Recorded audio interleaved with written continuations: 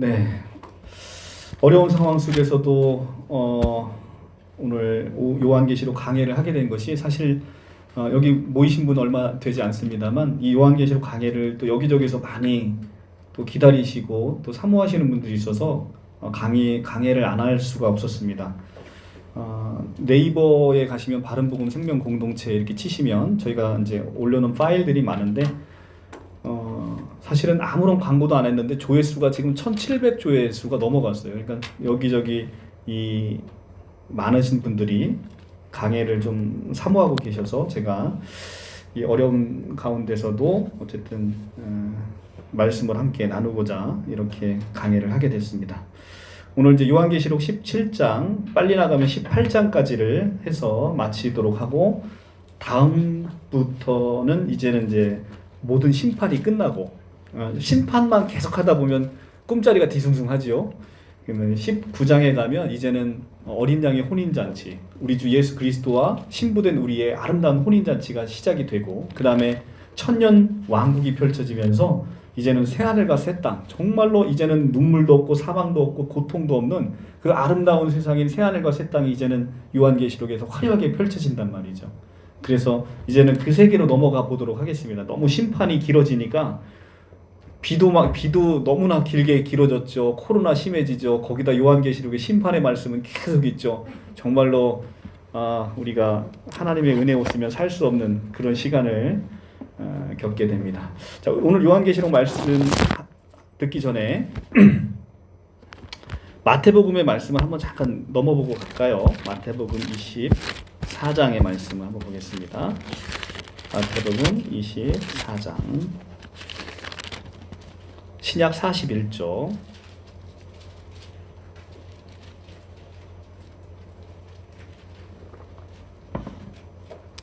마태복음 24장 3절부터 제가 읽어보겠습니다. 예수께서 감람산 위에 앉으셨을 때 제자들이 조용히 와서 이르되 우리에게 이르소서 어느 때에 이런 일이 있겠사오며 또 주의 임하심과 세상 끝에는 무슨 징조가 있사오리이까. 예수께서 대답하여 이르시되 너희가 사람의 미혹을 받지 않도록 주의하라. 많은 사람이 내 이름으로 와서 이르되 나는 그리스도라 하여 많은 사람을 미혹하리라. 6절 난리와 난리의 소문을 듣겠으나 너희는 삼가 두려워하지 말라. 이런 일이 있어야 하되 아직 끝은 아니리라.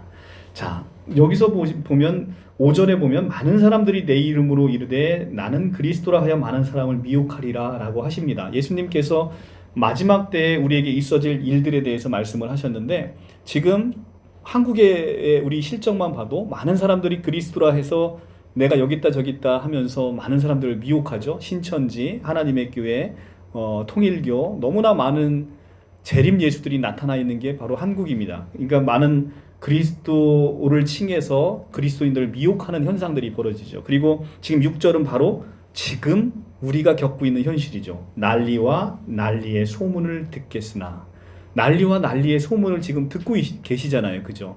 코로나로 인해서 전 세계가 감염병에 엄청난 사람들이 죽어나가고 있고 한국에는 미중이의 사태를 경험하면서 예배를 금지시키고 교회를 핍박하게 되고 또 교회를 다니는 사람과 다니지 않는 사람의 갈등을 야기시키고 이렇게 엄청난 것들에 대한 것들이 지금 이루어지고 있습니다. 이게 바로 난리와 난리의 소문을 듣는다는 겁니다.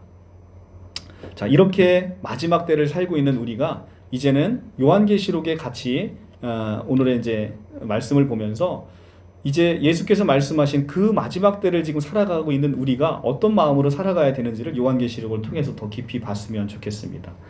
자, 이 요한계시록의 오늘의 음녀와 바벨론의 멸망은 이제 7 대접 심판이 다 끝나면서 결국은 음녀라고 하고 있는 그 바벨론은 모든 악의 세력의 총칭을 얘기하고 있는 겁니다. 그 모든 악의 세력이 이제 사탄의 세력이 하나님의 심판으로 말미암아서 이제는 완전히 멸망하는 그런 것이 이제 보여지는 것이죠. 그래서 믿는 우리에게 있어서도 하나님의 진노의 심판은 우리도 명확하게 보게 될 것이라는 거예요. 그런데 그 안에서 하나님의 보호하심 가운데 우리가 덧입혀지는 것이지 우리가 그 심판에서 자유로워질 수는 없다는 거예요. 그 심판에서는 우리도 그 심판을 겪게 될 것이며 우리가 그 안에서 그 믿음으로 굳건히 이길 수 있는 믿음을 우리에게 허락하실 거라는 거죠. 자, 보시면 17장 또 일곱 대접을 가진 일곱 천사 중에 하나가 와서 내게 말하여 이르되 이리로 오라. 많은 물 위에 앉은 큰 음녀가 받을 심판을 내게 보이리라. 땅의 임금들도 그와 더불어 음행하였고 땅에 사는 자들도 그 음행의 포도주에 취하였다 하고 곧 성령으로 나를 데리고 광야로 가니라. 내가 보니 여자가 붉은빛 짐승을 탔는데 그 짐승의 몸에 하나님을 모독하는 이름이 가득하고 일곱 머리와 열 뿔이 있으며 이렇게 되어 있습니다. 자, 일곱 대접을 가진 일곱 천사 중에 한 천사가 우리의 그 사도 요한에게 큰 음료를 보여주겠다라고 얘기를 하는 겁니다. 계시록 17장 1절에 일곱 천사가 나오죠. 그리고 17장 3절에 성령이 나옵니다. 그래서 신천지는 일곱 천사와 이 성령을 연결해서 성령이 이 일곱 천사 중에 하나다. 그러니까 천사 중에 하나가 성령이다라는 그런 주장을 하고 있습니다. 너무나 무식한 성경 해석이고 창조주와 피조물을 구별하지 못하는 해석인 것이죠. 천사가 아무리 능력을 행하고 천사가 아무리 하나님의 큰 일을 행한다 하더라도 천사는 피조물입니다. 피조물과 어찌 창조주가 동격으로 나타날 수 있겠어요? 그죠? 성령이 천사의 일종이라고 하는 것은 삼위일체 교리에 대한 정면적인 도전이고 성령 하나님을 전혀 알지 못하는 정말 무식한 성경 해석 중에 하나라는 겁니다.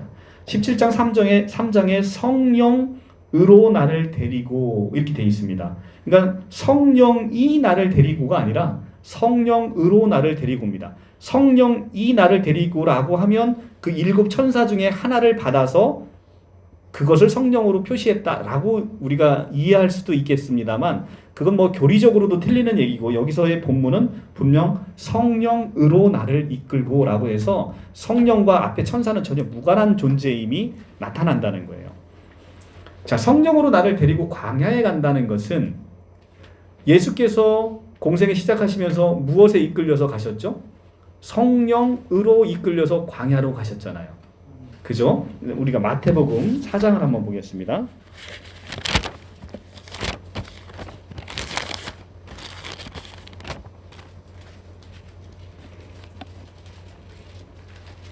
(4장 1절) 그때 예수께서 성령에게 이끌리어 마귀에게 시험을 받으러 광야로 가사 성령에게 이끌리어 광야로 가시게 됐죠. 그죠? 이 말씀을 그대로 쓰고 있는 거예요. 지금 성령으로 사도 요한을 데리고 광야로 가셔서 그 음료의 실체가 무엇인지를 지금 보여주고 있는 것이죠. 마태복음과 같은 구조를 가지고 있는 겁니다. 자, 계시록 17장부터 19장까지, 19장 10절까지는 일곱 대접의 내용을 다시 자세하게 다른 관점에서 설명하고 있는 거예요. 우리가 이제 지난 16장에서 일곱 대접의 심판을 받지 않습니까? 이걸 다른 관점에서 보여주고 있습니다. 17장에서는 정치적, 종교적 측면에서 바라본 바벨론의 멸망을 보여주고 있고요. 오늘 볼 또 18장에서는 경제적, 물리적 측면에서 바벨론의 멸망을 그리고 있습니다. 자세히 보시면 지금 제가 무슨 말을 하고 있는지를 아실 거예요. 그리고 19장에서 비로소 그 가운데서 구원하시는 하나님의 백성들의 영광스러운 모습을 19장에서 그리고 있습니다. 그래서 17, 18장으로 심판은 끝나고 19장에서 구원의 역사가 다시 나타나는 걸 보여주고 있습니다. 17장 1절의 큰 음료는 바벨론을 얘기하고 있습니다. 17장 18절에 한번 보시면요. 18절에 보시면 또 내가 본 그 여자는 땅의 왕들을 다스리는 큰 성이라 하더라. 여자를 큰 성이라고 표현하잖아요. 여기서의 이 성이 바로 바벨론 성을 얘기하고 있는 거거든요. 그러니까 여기서 나오는 여자란 큰 성인 바벨론을 지칭하고 있다. 그러니까 성경의 요한계시록에서는 두 여자가 나오는데 하나는 해달 별을 입은 여자, 교회를 가리키는 것으로 여자가 나오고요. 또 하나는 음녀가 나오는 거예요. 음녀는 세상에 그리스도 아닌 것을 추구하며 살아가는 마귀 세력의 총칭, 이것이 바로 음녀라고 얘기를 하고 있는 거예요. 우상 숭배하며 살아가고 있는 것, 그것을 바로 음녀라고 표시하고 있습니다. 구약에서 하나님을 떠나 세상을 사랑하는 자를 가리켜서 창녀, 우리 창녀하면 제일 먼저 생각나는 구약 성경이 호세아서죠. 호세아서 고멜이 나오잖아요. 창녀 고멜이 나오지 않습니까? 창녀 또는 음녀라고 부릅니다. 이게 구약 성경에서 하나님을 떠나서 세상 것을 사랑하는 자를 부르는 이름인 거예요. 호세아서에서 창녀 고멜이 바로 진정한 남편인 하나님을 버리고 세상을 사랑한 이스라엘을 상징적으로 가리키고 있는 사람이 바로 창녀 고멜입니다. 그렇듯이 하나님을 버리고 세상 우상을 쫓을 때 하나님은 그들에게 바로 간음을 했다라고 얘기하고 있는 겁니다. 성경에서 음행과 더러운 것을 탐내는 것을 바로 우상 숭배라고 하고 있습니다.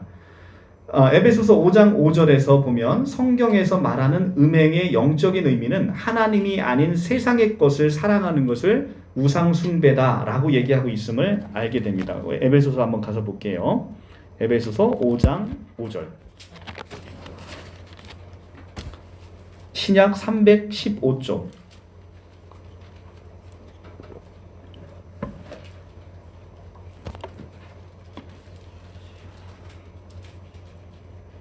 신약 315쪽. 너희도 정녕 이것을 알거니와 음행하는 자나 더러운 자나 탐욕하는 자 곧 우상 숭배하는 자는 음행하거나 더러우거나 탐내는 것이 곧 우상 숭배라는 거예요. 우상 숭배하는 자는 다 그리스도와 하나님의 나라에서 기업을 얻지 못하리니. 이것이 바로 우상 숭배인 것이죠. 요한일서 2장도 한번 같이 보겠습니다. 요한일서 2장 15절에서 17절 385쪽.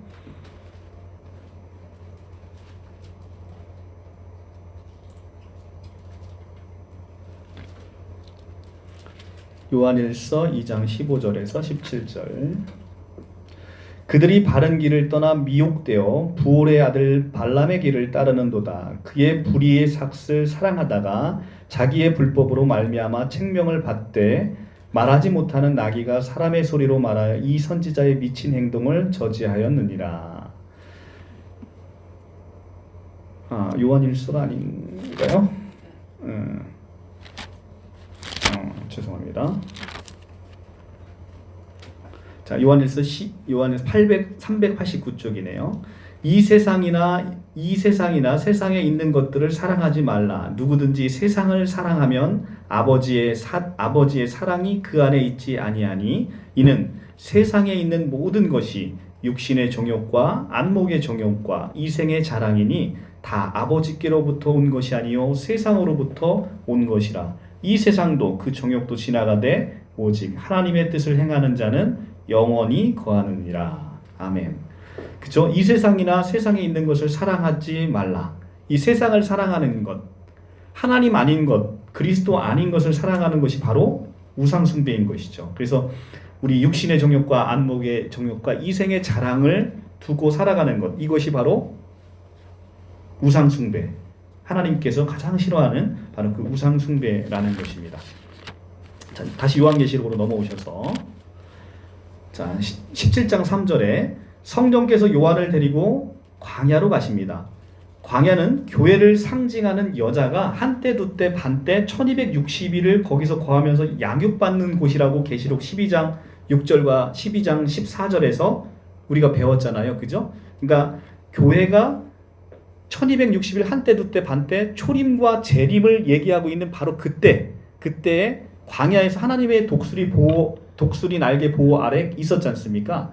바로 그 지금 하나님의 백성이 있는 그곳에 성령께서 요한을 광야로 데리고 간다는 거예요. 근데 거기 가니까 큰 음녀가 광야에 있답니다.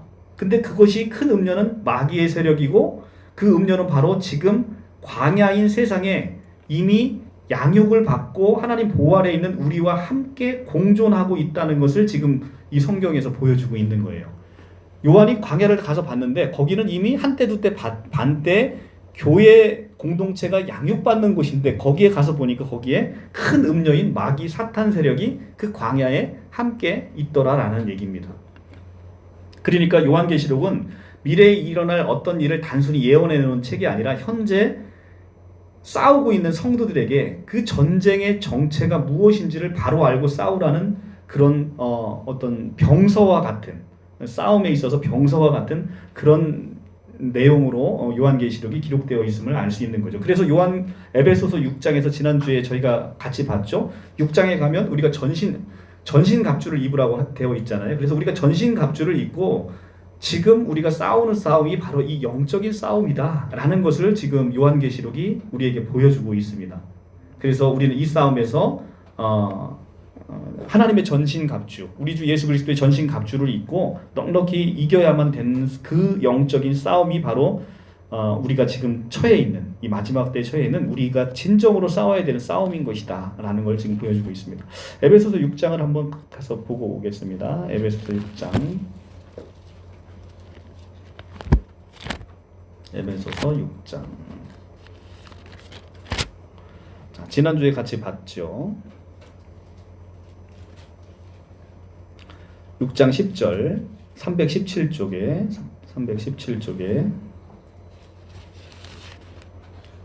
끝으로 너희가 주 안에서 힘의 능력으로 강건하여지고 마귀의 관계를 능히 대적하기 위하여 하나님의 전신갑주를 입으라. 우리의 씨름은 혈과 육을 상대하는 것이 아니요 통치자들과 권세자들과 이 어둠의 세상 주관자들과 하늘에 있는 악의 영들을 상대함이라. 그죠? 우리가 혈과 육을 상대하는 게 아니고 통치자들이나 권세자들이나 이 어둠의 세상의 주관자 악의 영들을 상대함이라. 그러므로 하나님의 전신갑주를 취하라. 이는 악한 날에 너희가 능히 대적하고 모든 일을 행한 후에 서기 위함이라. 그런즉 서서 진리로 너희 허리띠를 띠고. 진리가 무엇입니까? 내가 곧 길이요 진리요 생명이다. 예수님으로 우리 허리띠를 띠고 의의 호심경을 붙이시고. 의이신 분이 누굽니까? 우리 주 예수 그리스도죠. 의로 예수 그리스도로 우리의 호심경을 붙이고 평안의 복음이 준비한 것으로 신을 신고. 그죠? 평안이 누굽니까? 평안 자체이신 우리 주 예수 그리스도이시죠. 그리죠? 그리고 모든 것 위에 믿음의 방패를 가지고 믿음의 본체이신 바로 예수 그리스도이시죠. 믿음의 방패를 가지고 이로써 능히 악한 자의 모든 불화살을 소멸하시고 구원의 투구, 우리를 구원하신 분이 누굽니까? 예수 그리스도시고 성령의 검, 곧 하나님의 말씀을 가지라. 하나님의 말씀이신 분이 누굽니까? 바로 우리 주 예수 그리스도시죠. 태초에 말씀이 계시리라. 이 말씀이 하나님과 함께 계셨으니 이 말씀이 곧 하나님이시라. 예수 그리스도를 얘기하고 있지 않습니까? 그러니까 지금 전신갑주를 입으라는 것, 결국은 뭐를 하라는 겁니까? 우리 주 예수 그리스도를 소유하고 그분으로 옷 입으라는 얘기죠. 예, 그래서 모든 기도와 간구로서 항상 성령 안에서 기도하고 이를 위하여 깨어 구하기를 항상 힘쓰며 여러 성도를 위하여 구하라 라고 지금 에베소서의 사도 바울이 얘기하고 있습니다. 이 에베소서의 얘기와 지금 요한계시록의 마지막 때를 살아가고 있는 우리 얘기가 같이 일치하고 있는 것입니다. 우리는 바로 이 전신갑주, 결국은 우리의 모든 전신갑주가 되주시는 예수 그리스도로 옷 입어서 우리가 넉넉히 이길 수 있는 힘을 주신다는 것이죠. 자, 다시 계시록으로 넘어가서 계시록 17장 3절에 가면 붉은 빛이 나옵니다. 붉은 빛. 그죠? 붉은 빛 짐승을 탔더니, 짐승이 있는데 그 짐승이 바로 붉은 빛이라는 거예요. 붉은 빛은 계시록 12장 3절에 용도 무슨 용이라고 표현했냐면 붉은 용이라고 표현했어요. 12장 3절에도. 그러니까 붉은색이라는 것은 성경에서 짐승도 붉고 용도 붉어요. 이 붉은색이라는 것은 죄의 색입니다. 죄의 색. 성경에서 붉다, 이건 죄의 색을 얘기하고 있는 거예요. 이사야 1장 18절로 한번 가볼게요. 이사야 1장 18절. 이사야 1장 18절.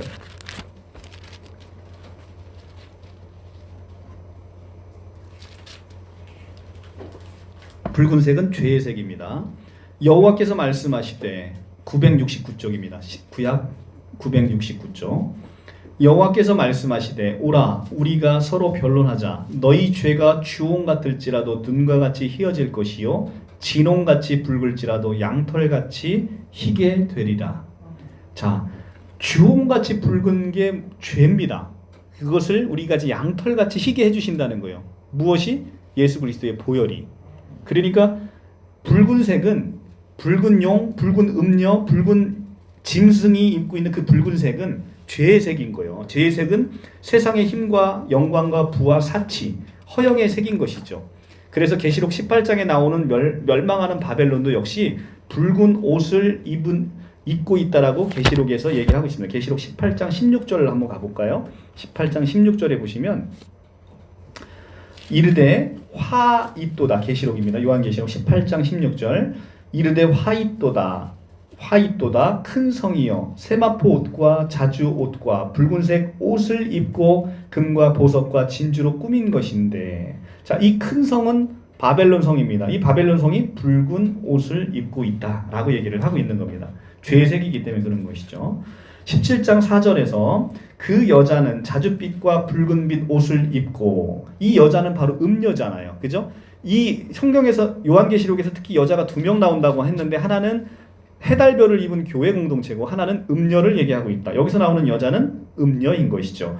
음녀가 자줏빛 옷과 붉은색 옷을 입고, 붉은색 옷 또 나오지요. 그죠? 붉은색 옷을 입고 금과 보석과 진주로 꾸미고 손에 금잔을 가졌는데 가증한 물건과 그의 음행의 더러운 것들이 가득하더라.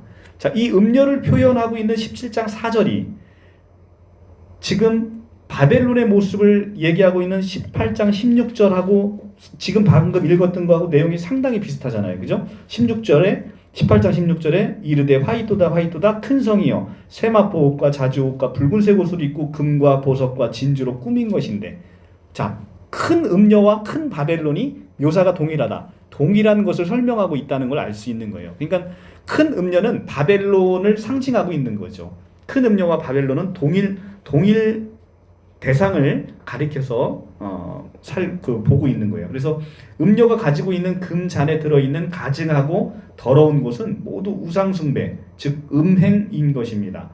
음녀와 바벨론 마귀의 세력은 부와 영화의 힘과 화려함을 가지고 세상을 미혹하고 있고, 거기에 미혹당해서 그 땅의 것들을 쫓느라고 하나님과 신앙을 놓치고 사는 사람들은 하나님이 가장 미워하는 우상숭배, 즉 음행을 하는 자라고 경고해 주고 있는 메시지인 거예요. 그러니까 우리는 세상에서 좋은 옷 입기를 소망하고 있고, 좋은 보석 갖기를 소망하고 있고, 좋은 진주 갖기를 소원하고, 그리고 가증한 물건들로 가장 우리의 세상적인 욕심을, 부와 명예와 화려함을 가득 채운단 말이죠. 근데 그것으로 인해서 우리의 마음을 모두 빼앗겨 버린다면 그것이 바로 우상 숭배라는 거예요. 하나님이 주신 모든 것들은 귀하지요. 그런데 귀한 그 가치를 넘어서 그것이 나의 전부가 되어질 때 하나님을 멀리하게 되고 우리의 신앙을 멀리하게 됨으로 인해서 세상을 사랑하는 우리가 세상 사람과 달라질 것이 전혀 없어진다는 거죠. 근데 놀랍게도 하나님을 사랑하는 자들은 이런 것들이 점점점 멀어진다는 거예요. 그것이 바로 우리의 성화의 삶의 기초가 되는 것이죠. 그래서 우리 마음 가운데 그리스도의 성령이 가득 차면 이런 세상 것들이 점점 싫어지고 우리 삶에서 좀 멀어지고 있음을 우리가 같이 볼 수 있습니다. 우리 성도들은 세상의 화려함을 추구하는 사람들이 아니고 속사람을 온유와 사랑과 화평과 절제와 인내로 가꾸는 것을 목표로 삼아야 하는 그런 사람들입니다. 이것이 바로 예수가 가신 길을 따라가는 그런 삶인 것이죠. 베드로전서 3장 3절을 한번 볼게요. 베드로전서 3장 3절.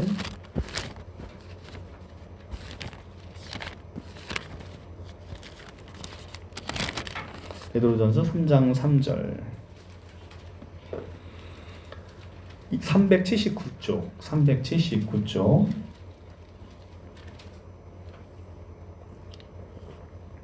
너희의 단장은 머리로 꾸미고 금을 차고 아름다운 옷을 입은 외모로 하지 말고 오직 마음에 숨은 사람을 온유하고 안정한 심령에 썩지 아니할 것으로 하라. 이는 하나님 앞에 값진 것이니라. 자, 뭘로 하랍니까? 머리에 꽃단장 하래요? 아니면 금을 차래요? 아름다운 옷을 입으랍니까? 그렇지 않죠? 오직 마음에 온유하고 안정한 심령이 썩지 아니할 것으로 하라고 얘기하고 있습니다. 그러니까 우리가 세상의 것으로 화려한 것으로 치장하려고 하지 말고, 아까 제가 서두에 말씀드렸잖아요. 정말 임종하시는 사람들의 모습을 보니까 정말 고귀한 것으로 해놔도 의미 없는 거예요. 하나님 앞에는 발가 벗겨져서 오로지 딱 가지고 갈 수 있는 거 딱 하나예요.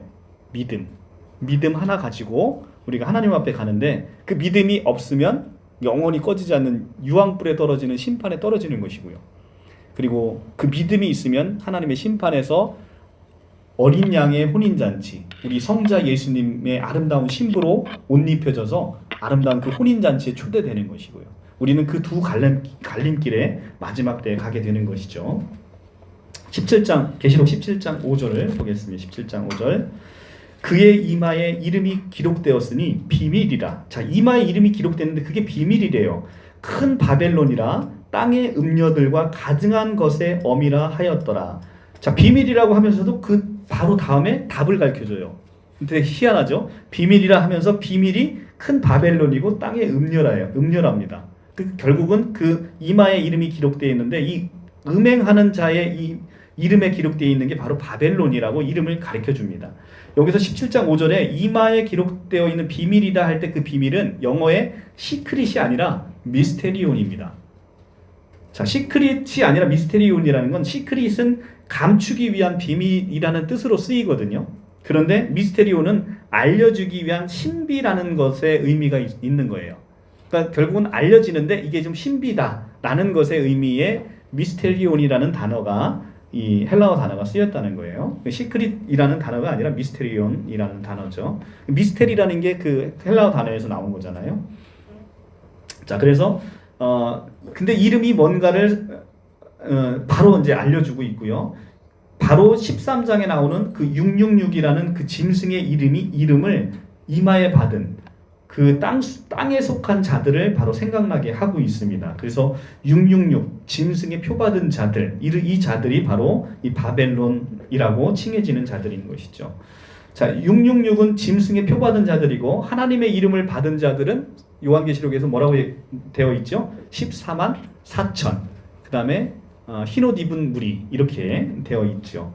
자, 그래서 666은 짐승의 표받은 자들, 이들이 바로 음녀가 되는 것이죠. 그리고 세상을 사랑하는 모든 자들이 바로 이 666 표받은 자들이죠. 그래서 여러분들이 금과 보석과 진주의 화려한 유혹을 이기고 우리 주 예수 그리스도를 바라본다고 하면 우리는 바로 이 14만 4천 명에 들어가는 그 교회 공동체의 일원이 되는 것이죠. 이 14만 4천 명이 실제 수가 아니라고 제가 말씀드렸어요. 원어 성경으로 보면 144, 1000 이렇게 되어 있다고 얘기했습니다. 144는 구약의 12사도, 12지파, 신약의 12제자.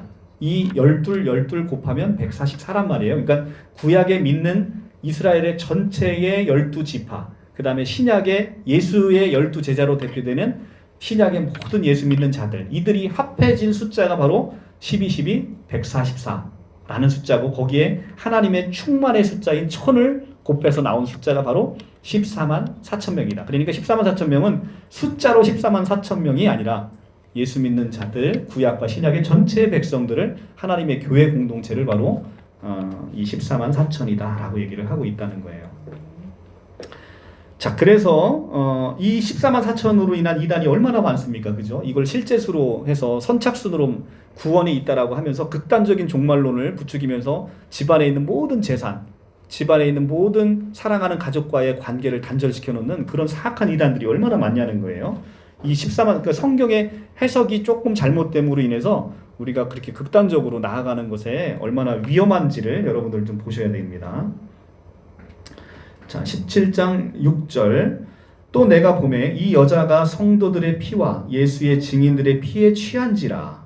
내가 그 여자를 보고 놀랍게 여기고 크게 놀랍게 여기니 천사가 이르되 왜 놀랍게 여기느냐. 내가 여자와 그 탄 7머리와 10뿔 가진 짐승의 비밀을 내게 이르리라.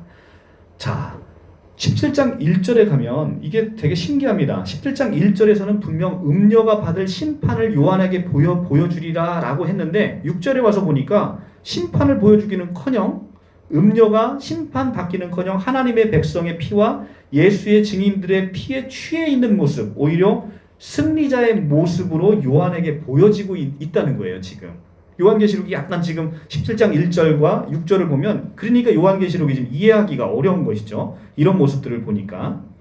그런데 요한은 그래서 그 모습을 보고 기이 여기는 거예요. 여기 보면 내가 그 여자를 보고 놀랍게 여기고 크게 놀랍게 여기니 천사가 이르되 왜 놀랍게 여기느냐. 라고 지금 물어봅니다. 요한한테. 그러니까 요한은 이게 너무나 기이한 겁니다. 겉으로 보기에 하나님의 백성들은 심판받고 있는 것 같아요. 심판받아서 이미 하나님의 백성은 다 죽어버린 것 같아요. 그런데 세상 세력이 오히려 승리의 축배를 들고 있는 모습으로 보입니다. 그리고 우리를 조롱하고 있습니다. 그런데 이것이 정령 음녀의 심판의 모습인가? 라고 사도 요한이 정말 희한하다. 분명히 나한테는 심판하는 모습을 음녀가 심판받는 걸 보여준다고 하는데 오히려 하나님의 백성들이 심판을 받고 있는 것처럼 있고 그들이 죽은 것처럼 보이고 이들은 세상에서 승승장구하는 것처럼 보이는데 이게 심판인가? 라는 것을 보면서 기이하게 여긴다라고 지금 요한이 얘기하고 있는 거예요. 자, 17장 7절에 천사가 요한에게 왜 기이하게 여기느냐? 내가 비밀을 알려주마 하고 이야기를 하고 있습니다. 그리고 나서 17장 9절에서 10절에서 그 이후에 이제 얘기가 이어지는 것이죠. 17장 8절부터 내가 본 짐승은 전에 있었다가 지금은 없으나 장차 무저갱으로부터 올라와 멸망으로 들어갈 자니 땅에 사는 자들로서 창세 이후로 그 이름이 생명책에 기록되지 못한 자들이 이전에 있었다가 지금은 없으나 장차 나올 짐승을 보고 놀랍게 여기리라. 지혜 있는 뜻이 여기 있으리니 그 일곱 머리는 여자가 앉은 일곱 산이요 또 일곱 왕이라. 다섯은 망하였고 하나는 있고 다른 하나는 아직 이르지 아니하였으나 이르면 반드시 잠시 동안 머무르리라. 전에 있었다가 지금 없어진 짐승은 여덟째 왕이니 일곱 중에 속한 자라. 그가 멸망으로 들어가리라. 자, 읽어봐도 무슨 뜻인지 잘 모르겠죠. 자, 계시록 17장 9절에서 10절은 일곱 산이 나오는데 이 일곱 산은 일곱이라는 완전수를 써서 산이 일곱이라는 것은 하나님과 하나님의 백성을 대적하는 악의 세력 전체를 총칭하고 있는 얘기인 거예요. 그래서 일곱 머리 열뿔도 마찬가지고요.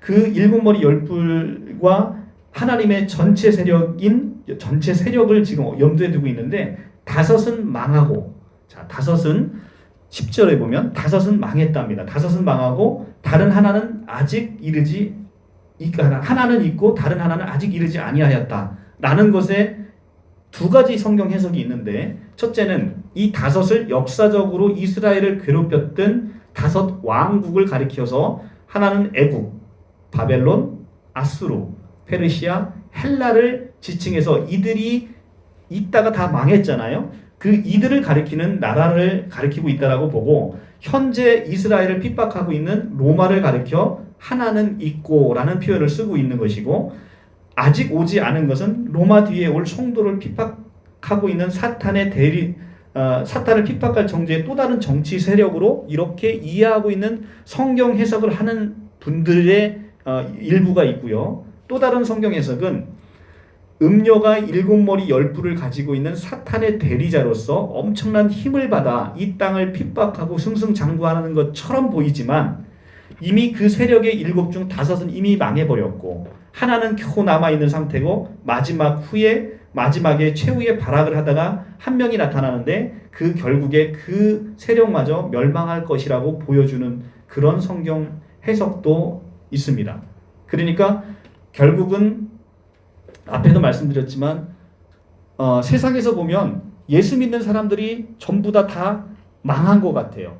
그런데 성경은 그 망한 예수 믿는 사람을 조롱하고 있는 세상 사람들이 그 사람들을 보면서 오히려 성경은 우리가 승리했고 겉으로 보이는 것은 세상 사람이 승리했다고 보이지만 영적인 모습으로는 그 죽은 것이 승리했다라고 보는 것이 바로 2000년 전에 예수 그리스도를 보면서 그 유대인들이 했던 얘기가 생각나게끔 하는 거예요. 2000년 전에 예수를 사람들이 조롱했잖아요. 네가 하나님의 아들이거든 십자가에서 내려와 봐라.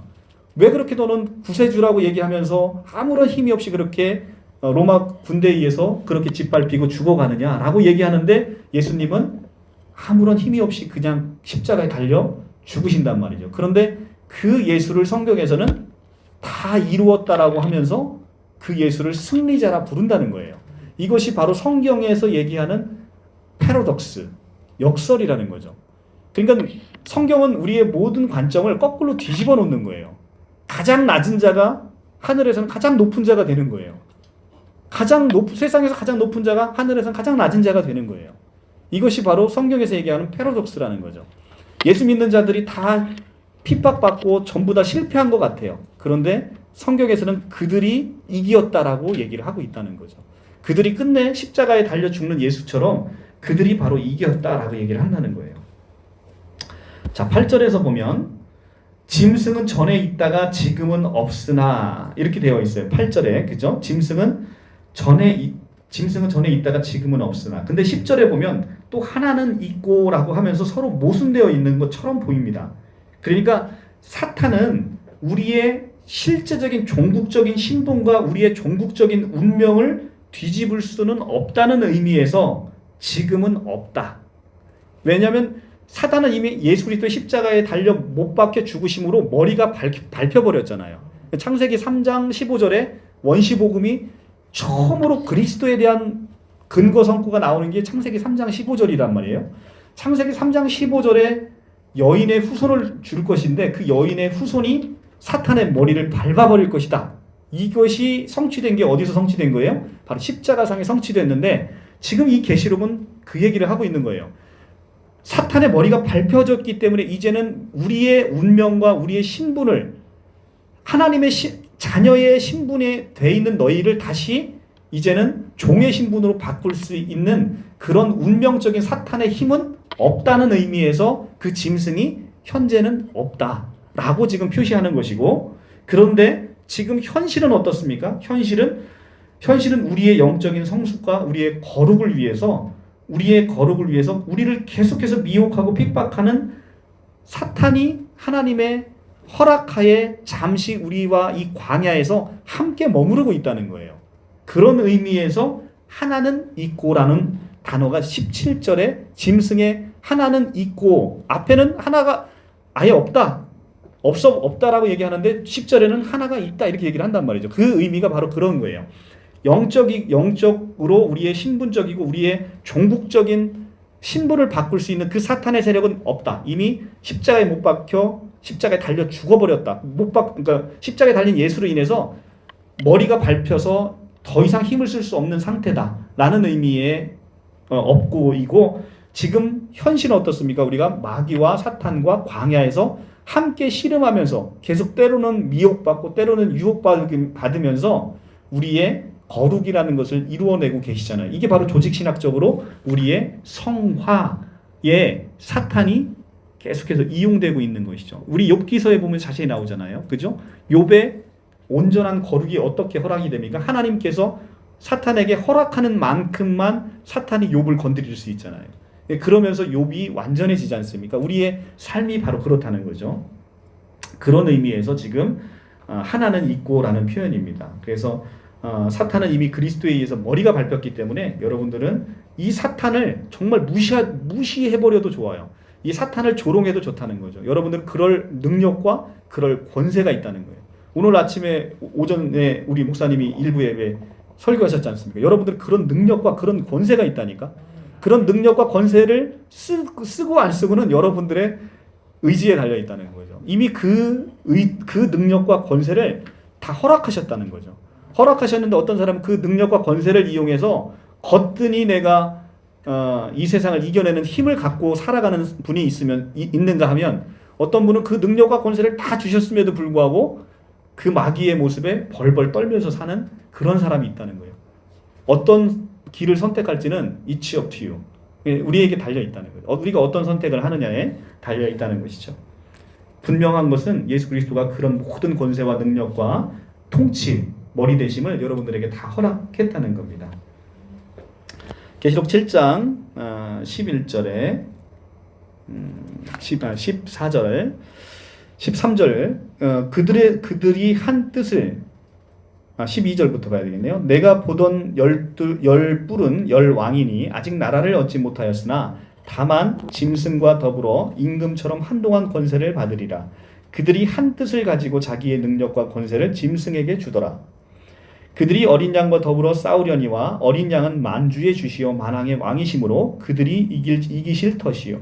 그들을 이기실 터이요 또 그와 함께 있는 자들 곧 부르심을 받고 택하심을 받은 진실한 자들도 이기리로다. 아멘.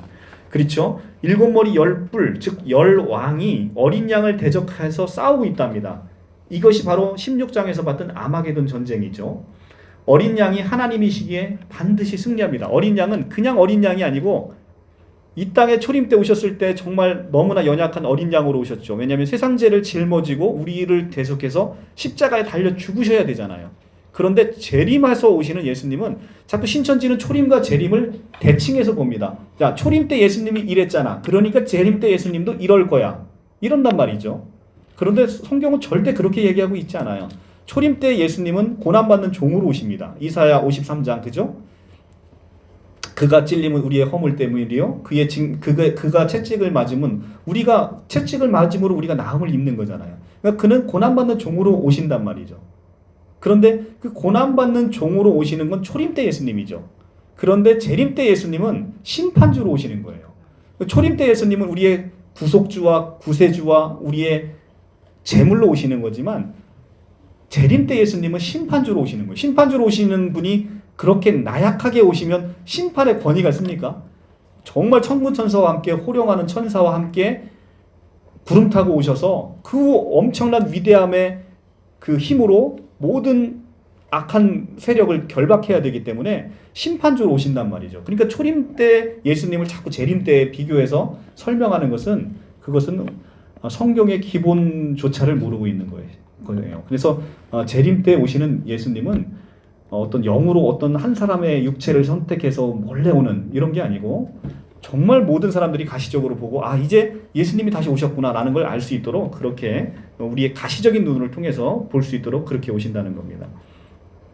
마찬가지로 보면 그러면 초림 때에 그것을 재림 때 반복으로 계속 보고 우리 이만희 총회장님이 핍박받는 게 봐라 예수님도 초림 때 오셨을 때 이단이라고 핍박받지 않았냐 이렇게 얘기하면 그러면 지금 자기가 구속된 이 사태는 초림 때 어디다 갖다 대야 되는 거예요 도대체? 예수님이 언제 감옥에 이렇게 횡령으로 들어가신 적이 있습니까? 초림이 어디다 그걸 갖다 대야 되냔 말이죠. 그러니까 그렇게 너무나 우매한 짓을 하고 있습니다. 그러니까 예수가 누군지를 모르는 거예요. 자, 우리가 여기 보시면 주 예수 그리스도 너무 멋있잖아요. 이것은 주 여호와 예수 여호와이신 예수가 바로 그리스도라는 거예요. 그러니까 여기에 그러니까 예수 그리스도가 하나의 이름이 아니고요. 우리는 예수가 그리스도임을 믿는 거예요. 예수가 그리스도임을 믿는 거예요. 그러니까 예수 그리스도가 하나의 이름이 아니라 예수가 그리스도임을 믿는 겁니다. 예수가 우리의 구세주임을 믿는 거예요. 근데 예수 그리스도가 아니라 예수가 그리스도임을 믿는 게 아니라 지금 신천지 같은 경우는 예수의 영이 우리 총회장님한테 들어갔다고 하니까 그러니까 이만희가 그리스도 이렇게 돼버리는 거잖아요. 그죠? 그러니까 우리는 예수가 그리스도임을 믿는 거예요. 근데 그 예수가 그리스도인 이유는 뭐냐면 그분이 바로 여호와 하나님이기 때문에 그렇다는 거죠. 그러니까 여호와 하나님이신 예수가 그리스도임을 우리가 믿는 종교인 것이죠. 그런데 예수가 누군지 모르니까 사람 나부랭이에 불과한 그 사람을 구세주로 이렇게 섬기게 되는 것이죠. 우리의 구세주는 절대 하나님이 아니면 될 수 없는 거죠. 우리 호세아 13장 4절에 얘기하잖아요. 나는 여호와라 나 외에는 구원자가 없느니라. 그러니까 여호와 외에는 구원자가 없는 거예요. 그러니까 예수가 구원자인 구세주인 이유, 그리스도인 이유는 예수가 바로 그 여호와이기 때문에 그렇다는 거죠. 그러니까 여호와는 삼위일체 하나님의 이름인 거예요. 근데 지금의 유대교, 그다음에 여호와 증인도 왜 예수를 피조물로 고백하냐면 그들의 머릿속에는 여호와는 성부 하나님밖에 없다라고 생각하니까 이 성경이 풀리지가 않는 겁니다. 그래서 예수를 피조물로 보고 있는 거예요. 예수는 근데 이제 그들에게 있어서의 그 논리적인 심각한 문제가 있는 거죠. 예수가 피조물임에도 불구하고 예수가 구세주라고 얘기하는 것은 그건 논리 모순인 거예요. 예수는 여호와가 아니면 구세주가 될 수 없다. 구원자가 될 수 없다는 거예요. 예수는 바로 그 하나님이시기 때문에 구원자가 되는 거예요. 여기 오늘 본문에도 나옵니다. 자, 어린 양과 더불어 싸우려니와 어린 양은 만주의 주시요 만왕의 왕이시므로 그들이 이기실 터시요. 자, 어린 양이 뭐래요? 만주의 주, 만왕의 왕이랍니다. 이 만주의 주시고 만왕의 왕이라는 거는 성부 하나님, 하나님 외에는 쓸 수 없는 단어가 바로 만왕의 왕, 만주의 주예요. 근데 이 단어를 지금 어린 양인 예수에게 썼다. 이 말은 곧 예수가 하나님이라는 얘기입니다. 자, 디모데전서 6장 15절을 볼게요. 디모데전서 6장 15절.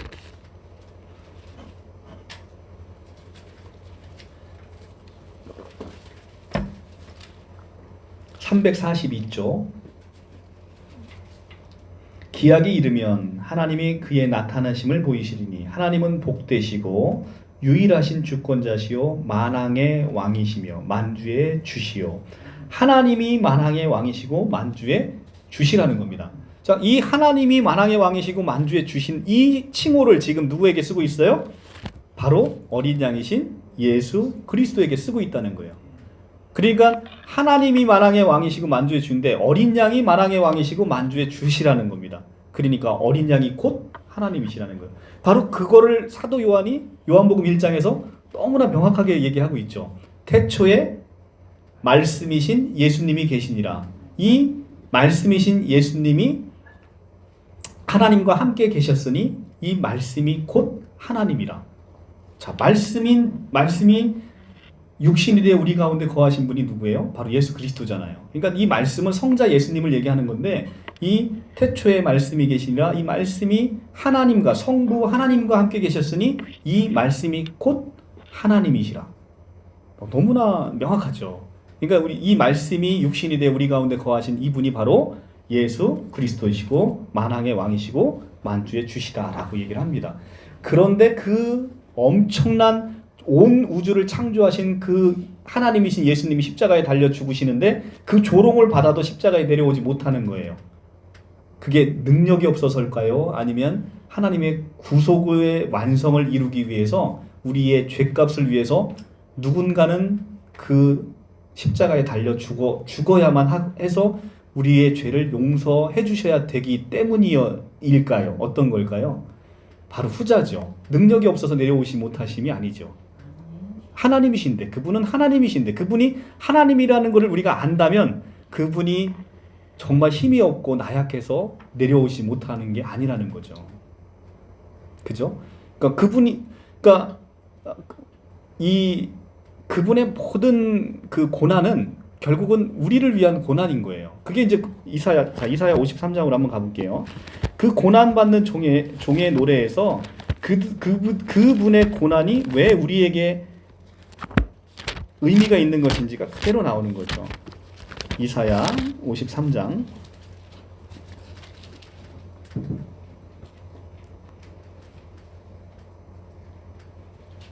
자, 고난받는 종 53장 4절 그는 실로 우리의 질고를 지고 우리의 슬픔을 당하였거늘 우리는 생각하기를 그는 징벌을 받아 하나님께 맞으며 고난을 당한다 하였노라. 그가 찔림은 우리의 허물 때문이요 그가 상함은 우리의 죄악 때문이라. 그가 징계를 받음으로 우리가 평화를 누리고 그가 채찍을 맞음으로 우리가 나음을 받았도다. 자, 그가 이루어진 모든 일은 누구 때문에 이루어졌다는 거예요? 바로 우리 때문에, 나 때문에 이루어졌다는 거예요. 우리의 죄 때문에, 우리가 죄 많은 죄인인 나의 죄 때문에 그분이 찔림이 우리의 허물 때문이고 그가 상함이 우리의 죄악 때문이라는 거죠. 그래서 그가 징계를 받음으로 우리가 평화를 누리고 그가 채찍을 맞음으로 우리가 나음을 입었도다. 십자가에 달려 죽기 전에 그 빌라도의 관정에 들어가 예수님이 채찍을 맞으십니다. 채찍을 맞는데 그냥 십자가에 달려 죽으면 돼요. 그냥 십자가에 달려 죽으면 우리의 모든 죄가 용서가 됩니다. 그런데 왜 채찍을 맞느냐? 이사야의 고난받는 종에서 나오잖아요. 그죠? 그가 채찍을 맞음으로 그 순간 우리가 나음을 입었다는 거예요. 그가 채찍을 맞음으로 우리가 나음을 얻었도다. 그러니까 그가 채찍을 맞아야 되는 이유, 그리고 그가 찔림을 당해야 되는 이유, 이것이 고난받는 종의 노래를 통해서 우리에게 그대로 나타나는 것이죠. 이게 바로 성경에서 얘기하고 있는 그리스도. 그러니까 이분은 능력이 없어서 나약해서 십자가에 내려오지 못하신 게 아니라 바로 우리의 죄 때문에 그 십자가를 짊어지셔야 되기 때문에 내려오지 않으신 것이죠. 자, 그래서 여기서 보면 예수님이 만왕의 왕이고 만주의 주시기 때문에 그들을 이기실 터이요. 당연하죠. 하나님이기 때문에 그들을 이긴다는 겁니다. 그리고 또 그와 함께 있는 자들, 곧 부르심을 받고 택하심을 받은 자. 이거를 뭐라고 불러요? 우리는 부르심을 입은 자들, 택하심을 받은 자들 뭐라고 불러요? 바로 성도라고 부르는 거죠. 성도. 에클레시아라고 부르잖아. 에클레시아는 불러 모아졌다는 거예요. 세상 가운데 있는 여러분들 중에 우리 이름을 부르면서 불러내진 거예요. 세상에서 나오너라. 우리 창세기 12장에서 이제는 이스라엘의 믿음의 조상의 첫 여정이 시작되는데 뭐부터 시작합니까? 갈대아 우르에서 아브라함을 불러내는 사건부터 시작이 되잖아요. 11장에서 바벨탑을 쌓습니다. 인간의 죄악이 하늘을 찌릅니다. 그 상황에서 바벨탑을 무너뜨리고 제일 먼저 하신 일이 한 민족의 조상인 아브라함을 선택해서 아브라함을 어디서 불러내요? 바벨론의 갈대아 우르에서 불러내시잖아요. 그러니까 지금 갈대아 우르에서 지금 바벨론에서 우리를 지금 불러내신단 말이죠. 나오너라. 거기서 나오거라 라고 할 때 아브라함이 갈 바를 알지 못하고 그 말씀에 순종해서 나왔는데 그 불러냄을 받은 자들, 이들을 바로 에클레시아, 교회 공동체라고 부르고 있는 것이죠. 이 부르심을 받고 택하심을 받은 자들, 이들이 또한 이기리로다. 그러니까 성도들이 바로 이 음녀의 세력, 이 마귀의 세력에 싸워 거뜬히 이길 수 있게 된다는 거예요. 네. 자, 지금 18장 4절에 가서 보면 지금 아브라함을 부르는 것처럼 여러분들을 부르고 계세요. 18장 4절의 계시록에 보시면 또 내가 들으니 하늘로부터 다른 음성이 나서 이르되 내 백성아 거기서 나와 그의 죄에 참여하지 말고 그가 받을 재앙을 받지 말라라고 하면서 내 백성을 부르고 계시잖아요. 이것이 바로 에클레시아라는 거예요. 여러분들은 바로 그 부름을 받고 하나님의 부름에 응답해서 지금 이 자리에 하나님의 그 보호하심 아래 들어와 있다는 거죠. 왜 코로나 바이러스가 이렇게 창궐하는데 여러분들은 계속해서 교회가 모이는지를 아십니까? 그 안에 하나님의 보호하심이 있고 하나님의 그 안에 하나님의 구원의 역사가 그 안에 있기 때문에 그런 거예요. 그런데 이제 그것을 세상 사람들, 저도 예전에 교회 다니면서도 저도 그 생명의 진리를 모르니까 그런 생각을 했습니다. 교회 가서 코로나가 걸린단 말이죠. 그러니까 이런 생각을 하는 거예요. 그리고 어떤 생각을 했냐면 교회 크리스마스 이브 날 교회 차량 운행을 하다가 크리스마스 이브 날 교통사고 나서 그들이 다 소천을 하셨어요. 그러면서 그때 교회 다녔던 저조차도 이런 생각이 들더라고요. 저 사람들이 교회를 다니지 않았으면 그날 교회 안 가고 사고도 없고 죽지도 않았을 것인데 이런 생각을 했다는 거죠. 근데 그게 얼마나 지금 와서 생각해보면 너무나 저급한 생각이었는지를 모르는 거죠. 그러니까 예수 믿는 사람들은 지금 여러분들이 갖고 있는 목숨을 그것을 아까워서 애지중지하는 사람들이 아니라는 거예요. 여러분들 안에 영원히 꺼지지 않는 영생이 이미 허락되어 있는 사람들인 거죠. 이 육신의 장막이 거치는 그 순간 그 영원한 생명은 내가 가시적이고 내가 직접 느낄 수 있는 상태로 나에게 이미 확 보이는 것이 그게 바로 크리스찬들이 겪는 죽음의 의미라는 거죠. 그래서 크리스찬들에게 있어서의 죽음은 또 다른 시작인 거죠. 모든 사람들에게 있어서 죽음은 사랑하는 사람들과의 이별이고 세상의 모든 것들을 놓고 가는 소망 없는 일이지 않습니까? 그러니까 그 육신의 죽음이 불쌍하게 여겨지는 거예요. 그런데 믿는 사람의 죽음은 그날이 바로 그렇게 평생 바라던 그 천국을 정말 내가 오감으로 느낄 수 있고 내가 그 천국을 가시적으로 느낄 수 있는 바로 그 상황에 내가 첫 발을 내디딘 정말로 할렐루야를 부르며 가는 그 영광스러운 날이 바로 그 죽음이라는 문턱이란 말이죠. 그래서 그 믿는 사람에게 있어서의 그 아름다움, 그들 모두가 소천하는 그것을 그 영적인 눈으로 바라보지 못하는 그런 때가 있었습니다. 그래서 우리에게 있어서의 죽음은 결코 두려움의 대상이 아니고, 그리고 어떤 소망이 끊어지는 것이 아니라 새로운 소망, 그리고 여기서 계신 분들이 70년 후에도 이 자리에 계실 분들이 있습니까? 없죠. 다 가는 인생들이랍니다. 그런데 누가 빨리 가고 누가 늦게 가는 차이가 있지만, 그런데 70년 후는 우리가 지나온 세월을 겪어보면 알겠지만, 시간이 지나고 나서 과거를 되돌아보면 찰나잖아. 찰나. 너무나 빠른 찰나인데, 그 찰나를 살아오면서도 인생은 그 하늘의 것에 소망을 두고 살지 않으면 이 땅 가는 게 너무나 괴로운 거예요. 내가 사랑하는 가족들 놓고 가는 것들. 그런데 믿는 사람들은 다시 만날 그들을 소망하면서 다시 반드시 만나게 돼 있거든요. 천국에서 함께 아름다운 그 영원히 눈물도 없고 고통도 없고 사망도 없는 그곳에서 우리의 소중한 가족들과 함께 살아가는 그 세상을 꿈꾸기 때문에 잠시 헤어져 있는 것은 그 천국의 낙원의 소망으로 얼마든지 우리가 기쁨으로 받아들일 수 있는 그 믿음이 우리에게 허락되어져 있다는 것이죠. 자, 16절, 오늘 17장까지밖에 못하겠네요. 15절, 또 천사가 내게 말하여 내가 본 바 음녀가 앉은 물은 백성과 무리와 열국과 방언들이라. 내가 본 바 이 열불과 짐승은 음녀를 미워하여 망하게 하고 벌거벗게 하고 그의 살을 먹고 불로 아주 사르리라.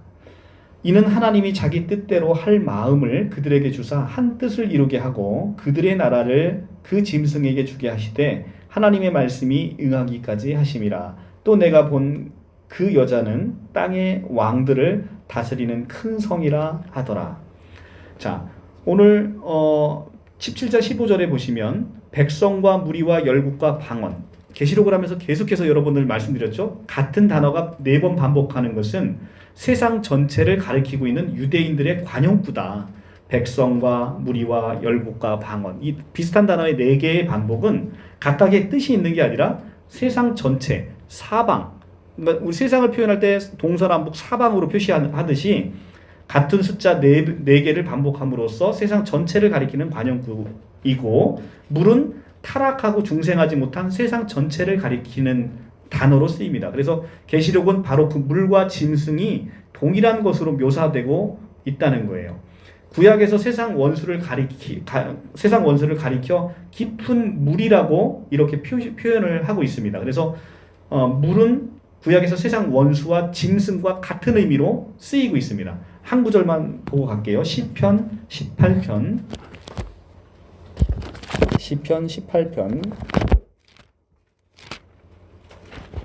16절 814쪽, 구약 814쪽.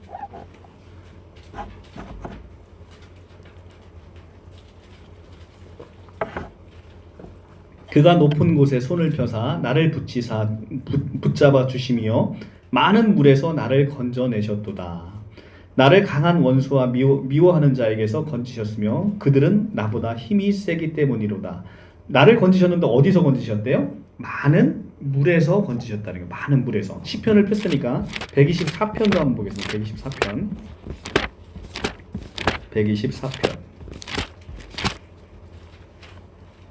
124편 4절 898조.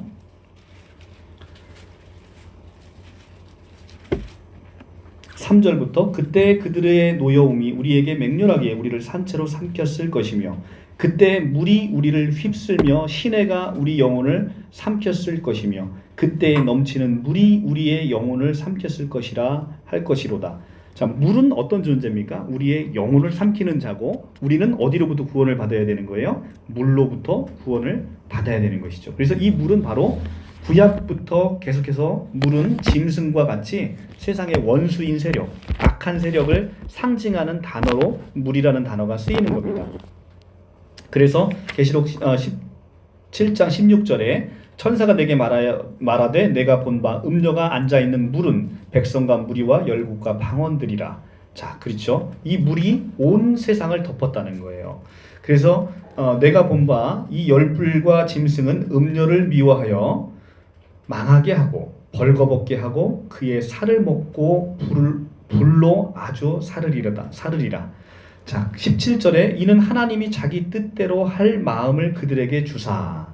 가장 중요한 건 자, 17장 16절에 벌거벗고 불에 태우는 심판이 나옵니다. 17장 16절에 그렇죠? 내가 본 바 이 열불과 짐승은 음료를 미워하여 망하게 하고 벌거벗게 하고 그의 살을 먹고 불로 아주 사르리라. 불심판을 받게 한다는 거죠. 그러니까 벌거벗고 불을 태우는 심판은 구약에서 음료를 심판하는 방식입니다. 레위기 21장 9절에 있어요. 여러분들 한번 찾아보시고요. 나중에 한번 찾아보세요. 구약의 음료를 심판하는 건 불로 태우는 심판인 거예요. 그래서 이렇게 불로 태우는 심판에 음료를 끌고 간다는 거죠. 계시록 17장에서는 17장에 대해서 신천지의 해석을 한번 보면 이런 해석을 합니다. 신천지에서는 음료를 첫째는 사탄의 목자. 그러니까 사탄의 목자라고 하면 그냥 기성교회 목회자를 얘기하는 거예요. 우리 목사님이나 저 같은 사람. 이런 사람들을 음녀라고 얘기를 합니다. 그리고 음녀가 마시는 포도주가 나왔죠. 아까 음녀가 마시는 포도주는 이들이 전파하는 거짓 교리를 포도주라고 얘기하고, 포도주에 취하는 것은 이 비진리의 미혹을 받고 그것에 그 교리에 미혹되는 것을 얘기하고 있고, 음녀가 치장한 각종 보석과 진주 또는 가장한 진주는 이들이 그러니까 이 거짓 목자가 가장한 비진리를 의미한다라고 이렇게 주장을 합니다. 나아가서 짐승이 타고 앉아있는 이 음녀가 최고의 거짓 목자이며, 음녀가 물 위에 앉아있는 것은 구약의 이세벨처럼 많은 사람들 위해서 왕로로 타는 것을 가리킨다라고 그렇게 주장을 합니다. 짐승의 일곱 머리는 음녀에게 적용해서 음녀가 많은 교회 목회자를 다스리는 노회장이나 총회장의 입장이다, 이렇게 해석을 합니다. 그러니까 기성교회의 모든 조직 체계를 어떤 그 음녀, 그 다음에 바벨론 세력에 적용을 하고 있는 거죠. 그런데 이제 계시록 17장을 보시면 바벨론의 심판과 멸망을 통해서 악의 세력 전체가 궁극적으로 파멸되는 결론을 제시하고 있는 거지, 기성교회의 멸망을 제시하고 있는 게 아니라는 거예요. 그러니까 신천지인들 머릿속에는 지금 코로나 사태 터지기 전에 어떤 생각을 갖고 있냐면, 기성교회는 곧 멸망할 것이다, 신천지는 부흥할 것이다, 이런 이원론을 가지고 있는 거예요.